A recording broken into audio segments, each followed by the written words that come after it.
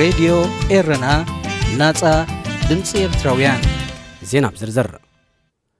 ኣብ ዞባ ጋሽባርካ ከባቢታት ኦም ሓጀር ጎልጅን ተሰነይን ካብ ኢትዮጵያ ብዘይ ሕጋዊ መንገዲ ዝኣተወ ቢራ ኣከፋፊልኩም ዝተባሃሉ ነጋዶን ወነንትን ኣሽቱ ድኳናትን ተኣሲሮም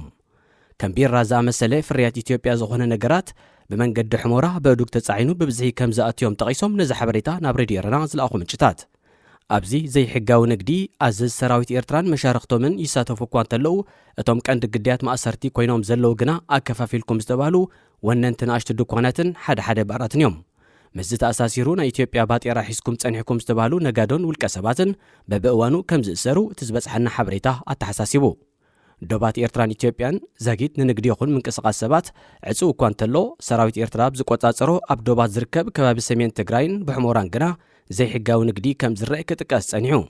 ብፍላይ ኣብ ትሕቲ ሚሊሻታት ኣምሓራን ሰራዊት መንግስቲ ኢትዮጵያን ወዲቑ ዝርከብ ሰፊሕ ከባቢታት ምዕራብ ትግራይ ብሕሞራ ምስኦም ሓጀር ዝዳወ ምስ ምዃኑ ኣዘዝቲ ሰራዊት ብቐንዲ ዝዋሰሉ ዘይ ሕጋዊ ንግዲ ገኒኑ ይርከብ ብመንገዲ ሕሞራን ኦም ሓጀርን ብዘይ ሕጋዊ መንገዲ ከም ዝኣቱ ዝተጠቕሰ ነገራት ከም ጣፍ ቢራ ማይ ናይ ጎማ ጽማቕ ፍረታት ዓሲር ጸባ ብሽኮትን ዘይትን ካልእን የጠቓልል ካብ ተሰነይ ክሳብ ኦም ሓጀር ኣብ ዘሎ ከባቢታት ባጤራታት ናቕፋን ብርን ብዘይ ሕጋዊ መንገዲ ከም ሽረፉን ምስ ሓበሬታ ተታሒዙ ተጠቒሱሎ ኣብ ኢትዮጵያ ክልል ኣምሓራ ዞባ ሰሜን ወሎ ኣብ እትርከብ ከተማ ቆቦ ኣብ መንጎ ሰራዊት መንግስትን ዕጡቓት ፋኖን ዳግም ግጭት ከም ዝተወልዐ ተሓቢሩ እቲ ካብ 14 መስከረማት ሒዙ ዝተወልዐ ግጭት ኣብ ሰብን ንብረትን ዘብፅሖ ጉድኣት ብዝርዝር ኣይተጠቕሰን ይኹን እምበር ትካላት ወሃብቲ ህዝባውያን ኣገልግሎታት ስርሐን ኣቋሪፀን ምህላወን ራድዮ ድምፂ ኣሜሪካ ገሊጻ ኣብ ክልል ኣምሓራ ምስ ዕጡቓት ፋኖ ኣብ ኩናት ተጸሚዱ ዝርከብ ሰራዊት ኢትዮጵያ ንዝበዝሓ ዓበይቲ ከተማታት ናይቲ ክልል ክቆጻጸር እኳ እንተኸኣለ ዛጊት ጸጥታ ሙሉእ ብምሉእ ከውሕስ ኣይከኣለን ብፍላይ ኣብ ምዕራብን ምብራቕን ጎጃም ምንቅስቓስ ሚሊሻታት ኣምሓራን ፋኖን ብሰፊሑ ከም ዝረአ መርበባት ዜና ኢትዮጵያ ይጠቕሳ ኣብ ካልእ ወገን ኣብ ክልል ኦሮምያ ዞባ ምብራቕ ወለጋ ከባቢታት ጊዳ ኣያና መንነቶም ዘይተፈልጡ ዕጡቓት ሰለማውያን ሰባት ጽዒና ትጓዓዝ ኣብ ልዕሊ ዝነበረት ኣውቶቡስ ብዝኸፈትዎ ተኽሲ ሓያሎ ከም ዝተቐትሉ ራድዮ ዶቼ ቬለ ሓቢራ መብዛሕቶም ቶም ግዳያት ተወላዶ ኦሮሞ ምዃኖም ዝጠቐሳ መርባት ዜና ኢትዮጵያ ተሃገር ድማ ነቲ መጥቃዕቲ ዝፈጸሙ ኣካላት ዕጡቓት ኣምሓራ ምዃኖም ወቒሰን ኣብቲ ክልል ኣብ ዞባ ምዕራብ ሸዋ እውን ብውሕዱ ኣብ 3 ከባቢታት ኣብ ልዕሊ መደበር ፖሊስ መጥቃዕቲ ከም ዝተፈጸመ እቲ ምንጪ ብተወሳኺ ጠቒሱ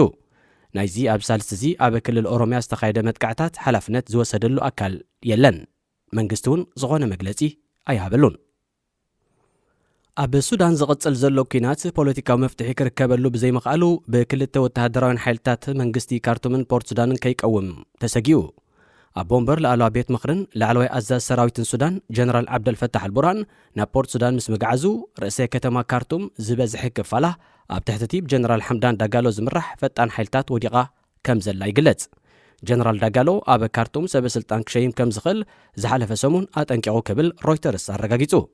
ንሱ ጀነራል አልቡርሃን መንግስቲ ከቐውም ተፈቲኑ ንሕና እውን ኣብ ካርቱም ሲቪላዊ መንግስቲ ናይ ምምስራት ተበግሶ ክንወስድ ኢና ክብል እዩ ገሊጹ ጀነራል አልቡርሃን ኣብ ፖርት ሱዳን መንግስቲ ናይ ምቋም ተበግሶ ክወስድ ምዃኑ እኳ ብወግዒ እንተዘይገለጸ ካብ 4 ነሓሰት ሒዙ ካብ ካርቱም ናብ ፖርት ሱዳን ድሕሪ ምጋዓዙ ግና ዛጊት ኣይተመልሰን እቲ ጀነራል ኣብ ርእሲ እዚ ካብ ፖርት ሱዳን እናተበገሰ ኣብ ጉዳይ ሱዳን ዘተን ዲፕሎማስን ንምክያድ ዘቤታውን ዞባውን ዑደታት ኣብ ምክያድ ይርከብ ክልቲኦም ወተሃደራውያን ሓይልታት ኣብ ካርቱምን ፖርት ሱዳንን ክልተ መንግስታት ከቐሙን ተፈቲኖም ሱዳን ከም ናይ የመን ኣብ ከተማታት ሰንዓን ዓደንን ዝተጎዛዘየ ምምሕዳራዊ መንግስቲ ክህልዋን ተመሳሳሊ ዕጫ ክበጽሓን ተኽእሉሎ ከብራእ ሰማዕቲ ዜና ተፈጺሙሎ ሬድዮ ኤረና ናጻ ድምፂ ኤርትራውያን